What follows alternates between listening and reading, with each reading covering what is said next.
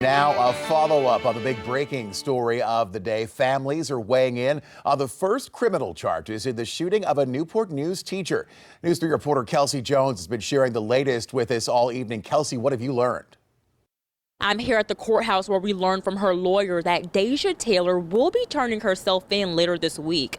I learned through the Commonwealth's attorney's office that Taylor has been indicted on felony child neglect charges and a misdemeanor count of recklessly leaving a firearm that endangers a child. When you learned that news today, what just went on through your head? Honestly, I was happy.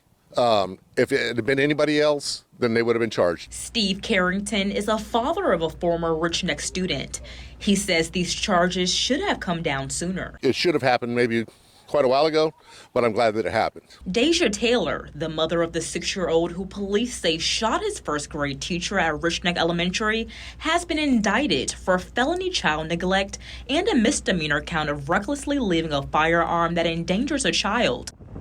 These details came down from the Commonwealth's attorney's office after months of investigation. It's not the guns. No matter what you say, it's not the guns. No gun has ever ran out to a school and shot anybody. Howard Gwynn, the Commonwealth's attorney, said they have determined the, quote, facts in the law support these charges against the Richneck mother for her 2 offenses. Yet another Richneck parent tells me he believes these charges are harsh. I don't believe she should have been charged. I'm not as enthused about a mother being charged as I am disappointed in our lack of response to the preventing of the violence. Meanwhile, Gwynn also announced that he filed a petition to create a special grand jury. That means the investigation will continue, where they will look into any security issues that may have contributed to this shooting. This could include Richneck school leaders, the school system, and anybody else involved to go in the hot seat.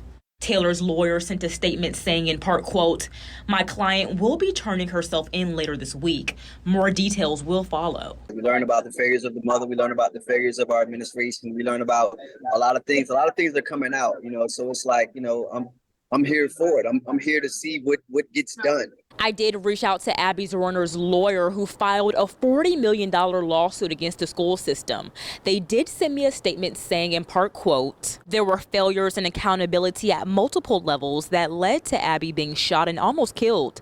Today's announcement addressed but one of those failures. Our lawsuit makes clear that we believe the school division violated state law, and we are pursuing this in civil court. We would not allow school leaders to escape accountability for their role in this tragedy." In Newport News, I'm Kelsey Jones, News 3.